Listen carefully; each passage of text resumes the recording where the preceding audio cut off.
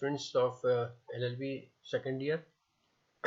कल के लेक्चर में आपने देखा कि आर्टिकल 20 जो कि freedom of right to freedom का ही एक पार्ट है, तो उसमें उसकी चर्चा हमने की, जिसमें 3 तरह के प्रोटेक्शंस प्रोवाइड किए गए हैं। उसमें से पहला प्रोटेक्शन तो ये है कि किसी भी व्यक्ति को किसी ऐसे कानून के अंतर्गत किसी ऐसे अपराध में गिरफ्तार नहीं किया जाएगा या उसके लिए सजा नहीं दी जाएगी जो कि जिस पर कानून बाद में लाया गया हो। और इसको हमने देखा कल कि एक्स पोस्ट फैक्टो लॉज कहा जाता है, और इसकी 3 कैटेगरीज हैं, और वो तीनों कैटेगरीज की हमने कल चर्चा की थी। अब इस पे आज के टर्न में हम कुछ केस लॉज देख लेते हैं कि इस पे जुडिशियल इंटरप्रिटेशन किस ढंग से है। तो उसमें सबसे पहले आपकी स्लाइड में दिख रहा है, the law declaring an offence subsequent to the commission of the act, जिसमें से पहला जो नेचर था या जो पहला एक्स पोस्ट फैक्टो लॉ का पहला कैरेक्टर था कि कोई कार्य जो बाद में अपराध घोषित किया गया है। तो जब बाद में अपराध घोषित किया गया है तो according to the provision of the constitution उसको उसके लिए सजा नहीं दी जा सकती। तो इसी क्रम में जो सेक्शन आर्टिकल 20 का सब क्लॉज फर्स्ट है उसके बारे में ये है, the first part of clause 1 of article 20 relates to the first category of ex post facto laws. ये तीनों कैटेगरी हम पहले आपको पिछले लेक्चर में बता चुके हैं। It says that no person shall be convicted of any offence except the violation of a law in force at the time of commission of the act charge as an offence. At the time of offence, ये बड़ा important part है इसका, at the time of commission of offence. ठीक है, तो यानी जिस वक्त वो कार्य किया गया उस वक्त अगर वो कोई विद्यमान विधि है और उसके अंतर्गत वो सजा या ऑफेंस घोषित नहीं किया गया है तो ऐसे कंडीशन में no person shall be convict, यानी उसको कन्विक्ट नहीं किया जा सकता। It explains that a person can only be convicted of an offence if the charge against him is an offence under the law in force at the time of commission of the act। तो ये उसी को दूसरे तरह से हम ये कह सकते हैं कि जिस वक्त कोई कार्य किया गया उस वक्त जो लॉ प्रवृत्त है, जो लॉ इन्फोर्स्ड है, उस लॉ के अंतर्गत वो अगर एक्ट या ओमिशन ऑफेंसिव है जब तो उसको कन्विक्ट किया जा सकता है, अदरवाइज नहीं किया जा सकता। तो इस तरह से क्या निकलता है कि article 20 sub clause 1 incorporates the principle that a penal statute which creates new offences is always prospective and a person can be punished for an offence committed by him in accordance with law as it exists on the date on which an offence was committed। तो 20 sub clause 1 का यह reference निकल के आता है कि अगर कोई पीनल इंस्टीट्यूट, कोई दंडिक प्रावधान लाकर किसी कार्य को अपराध घोषित कर दिया जाता है तो जिस दिन वो अपराध घोषित किया गया या जिस दिन वो लागू हुआ उसके बाद के जो एक्ट और ओमिशंस होंगे वही पनिशबल होंगे, उससे पहले के एक्ट और ओमिशन पनिशबल नहीं हो सकते हैं।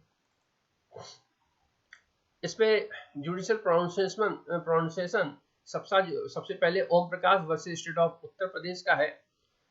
It has been held to against the principle of natural justice to permit the subject of state to be punished by law which had no knowledge। तो इसे जो है कोर्ट ने अगेंस्ट नेचुरल जस्टिस भी बताया है, नैसर्गिक न्याय के विरुद्ध भी बताया है कि ऐसे किसी कानून के अंतर्गत आप किसी को पनिश कर दें जिस पर कि कोई कानून ही नहीं था, ऐसे किसी अपराध के लिए या कार्य के लिए आप दंडित कर दें जिस पर कोई कानून नहीं था, तो ये जो है रूल ऑफ लॉ के अगेंस्ट है। एक केस आप देख ले, Om Prakash versus state of Uttar Pradesh. इसमें मैंने साइटेशन नहीं लिखा है क्योंकि अब तक के जो पिछले 30 लेक्चर्स थे उन सब में मैंने केस के साइटेशंस लिखे थे, लेकिन अब चूंकि मैंने उसको गूगल पे सर्च करना भी बताया था तो मैं आगे साइटेशन नहीं लिखा हूँ। इस केस को आप गूगल पे सर्च करें और अब तक लेक्चर सुन के आपको काफी अच्छे से गूगल पे केस वगैरह सर्च करने आ भी गया होगा। तो Om Prakash versus state of Uttar Pradesh के केस में offering bribe was not an offense in 1948. 1948 में रिश्वत देना कोई अपराध नहीं था. Section 165A inserted in the Indian Penal Code 1860 through the Criminal Amendment Act 1952. तो 1952 के अमेंडमेंट के माध्यम से जो आईपीसी था उसमें एक सेक्शन 65A जोड़ दिया गया और इसके बाद declaring offering bribe as a punishable और रिश्वत देना इसको पनिशबल घोषित कर दिया गया. It was held that accused could not be punished under section 165A for offering bribe in 1948. तो कोर्ट ने यह निर्णय किया कि अगर 1948 में किसी ने रिश्वत दी तो उसको 52 का एक्ट लाकर उसको पनिशबल नहीं किया जा सकता.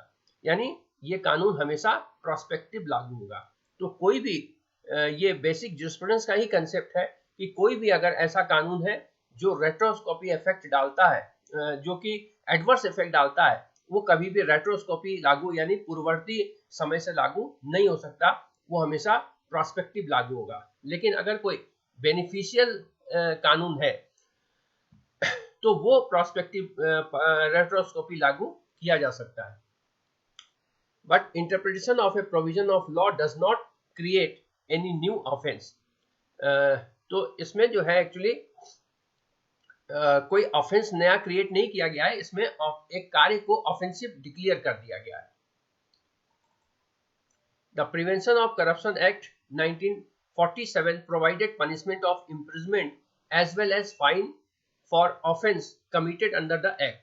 तो अब आप देखिए कि वहीं पर इसको एक बार स्लाइड को पीछे ले चलते हैं. Sorry.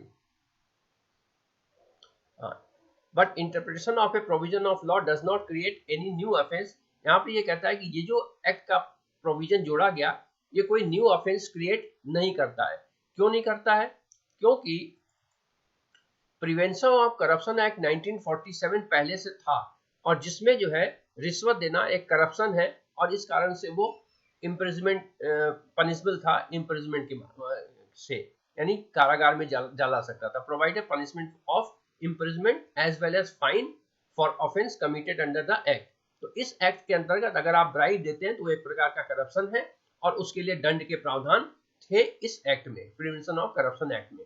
The accused managing agents of a company committed an offence in 1947.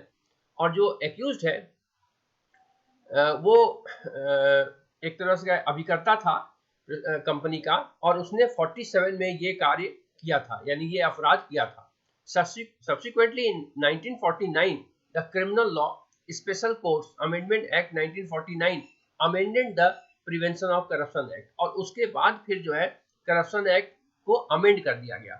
The amendment law enhanced the penalty for the offence committed under the act by an additional fine to be equivalent to the amount of money found to have been procured by the offender through the offense committed by him.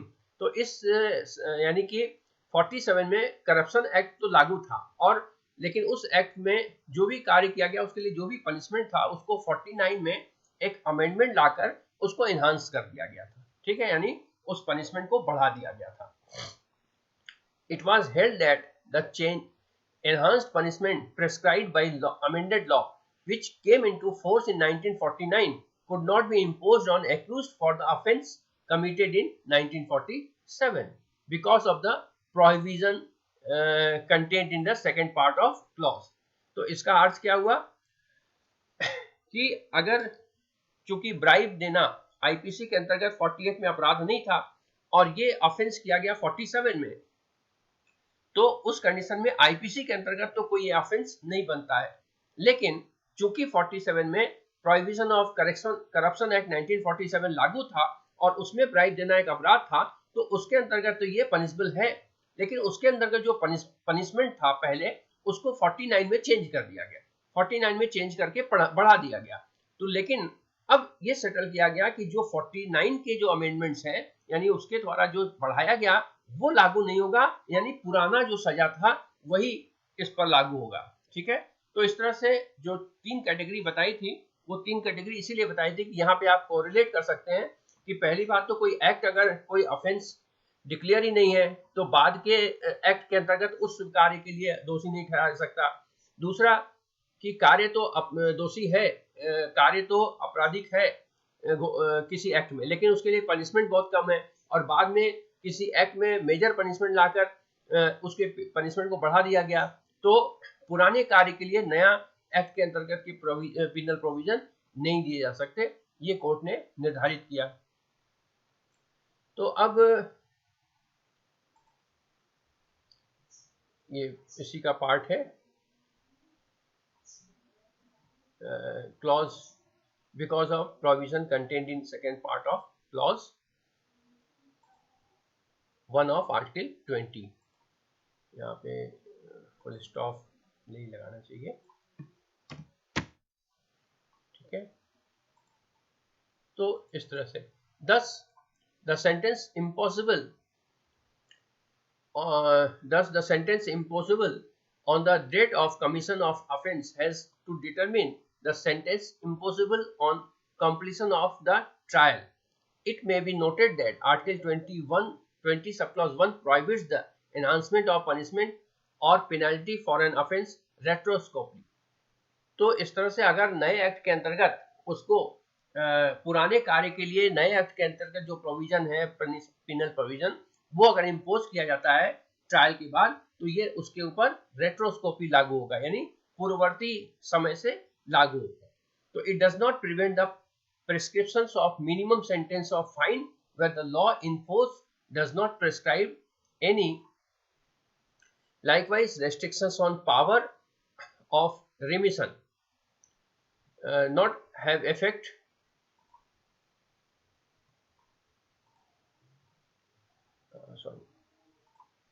prescribed any such limitations. तो इस तरह से जब पुराने वाले act में कोई limitations नहीं थी, तो उसके अंतर्गत जो भी पनिशमेंट सेटल किया जा सकता है वही दिया जा सकता है, नए के अंतर्गत नहीं दिया जा सकता। तो मेरे ख्याल से इन सब डिस्क्रिप्शन के बाद आप ये अच्छी तरह से समझ गए होंगे कि कोई भी कानून अगर वो नेगेटिव है तो रेट्रोस्कोपी लागू नहीं होगा, नंबर 1 थंब रूल है। और नंबर 2 कि जिस वक्त वो कार्य किया गया उस वक्त अगर वो पनिशबल नहीं है तो बाद में कोई एक्ट लाकर पनिश नहीं किया जा सकता। नंबर 3 कि अगर पहले के कोई कानून है और उस कानून के अंतर्गत वो कार्य आपराधिक है लेकिन उसके लिए सजा कुछ कम है, और बाद में कोई एक्ट में अमेंडमेंट करके उस सजा को बढ़ा दिया जाएगा, तो और पुराने वाले एक्ट के समय यानी नए वाले एक्ट लाने के पहले का वो कार्य है, तो उस कार्य के लिए भले उसका ट्रायल नए वाले एक्ट के बाद कंप्लीट हुआ हो, लेकिन उसमें नए वाले एक्ट के अंतर्गत जो सजा प्रावधानित है वो नहीं दिया जा सकता, क्योंकि वो एक्ट उस व्यक्ति पर रेट्रोस्कोपिकली लागू होगा। एक केस आप जैसा कि स्लाइड में देख रहे हैं, in Maru Ram versus union of India, इस केस में the supreme court held section 433A of criminal procedure code 1974 as not violative of section article 20 sub clause 1। इसमें यह कहा कि जो सीआरपीसी का सेक्शन 433 सब क्लॉज ए है वो आर्टिकल 20 सब क्लॉज 1 का वायलेशन नहीं करता। This section inserted by Amendment Act 1978 provided a, पहले तो ये जान लीजिए कि ये जो 433A है वो 1978 के अमेंडमेंट के द्वारा सीआरपीसी में लाया गया था।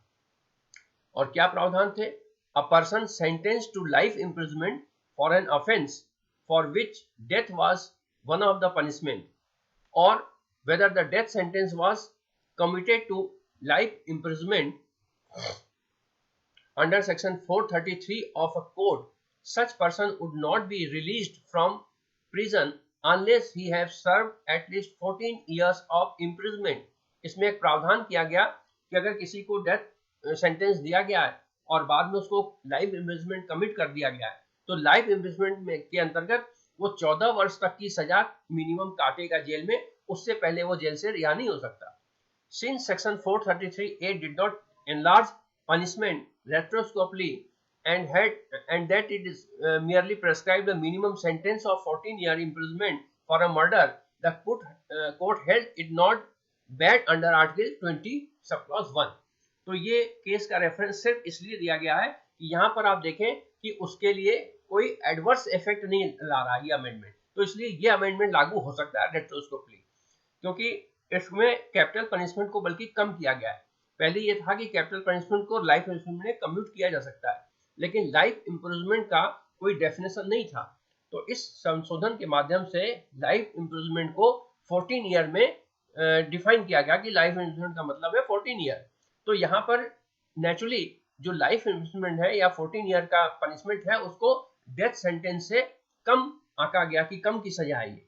तो चूंकि ये बेनिफिशियल है और इस कारण से ये अमेंडमेंट रेट्रोस्कोपली लागू हो सकता है।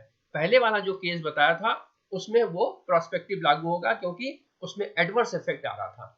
तो मेरे ख्याल से ये चीज आपको क्लियर हो गई होगी। जो मैंने थंब रूल 1 बताया था कि ज्यूरिस्प्रूडेंस का कंसेप्ट है कि कोई भी कानून अगर एडवर्स इफेक्ट करता है तो वो रेट्रोस्कोपी लागू नहीं होगा, लेकिन अगर वो बेनिफिशियल है तो वो रेट्रोस्कोपी लागू हो सकता है, और जस्ट इसका वाइस वर्सा। तो इसका एक कंक्लूजन निकल के आता है, likewise restrictions on power of remission does not have the effect of enlarging sentence for the purpose of Article 20 subclause 1. Again, Article 20 subclause 1 does not prohibit the laying down under an ex post facto law any manner for recovery of the government dues. तो ये और भी judgements है, चूंकि बहुत लंबा हो जाता, उसको कंक्लूड किया गया कि इसी तरह का एक जजमेंट था जिसमें कोई गवर्नमेंट ड्यूज अगर है तो उसको बैक डेट से रिसीव नहीं किया जा सकता, यानी कानून बाद में लाया गया है और उसके अंतर्गत ड्यूज निकलता है तो उस कानून का उसको उस एक्ट के आने के पहले से उसकी रिकवरी नहीं की जा सकती। जैसे मान लीजिए कि हाउस टैक्स है, अब कानून में संशोधन हो गया और हाउस टैक्स की जो लिमिट है वो बढ़ा दी गई, और कोई बंदा है जिसकी एक्ट आने के 4 साल पहले से हाउस टैक्स ड्यू है, तो वो एक्ट आने के दिन से पहले जो रेट लागू था उसी रेट से वो देगा और बाद के रेट में नया वाला कानून लागू नहीं होगा। ऐसा नहीं है कि आपके 4 साल का बकाया है और एक्ट आज आ गया तो उसी एक्ट में जो रेट है उसी रेट से पिछले 4 साल का ड्यूज रिकवरी की जाएगी, ऐसा नहीं हो सकता। तो ये सारी चीजें आर्टिकल 20 सब क्लॉज 1 से गवर्न होती है। इसके बाद जो beneficial ex post facto laws है इसकी हम चर्चा करेंगे। आज की तारीख में 17 मिनट से ऊपर का लेक्चर हो गया तो बंद करता हूँ। नेक्स्ट मैं कल इसकी डिस्कशन करूंगा। Okay, all the best, thank you.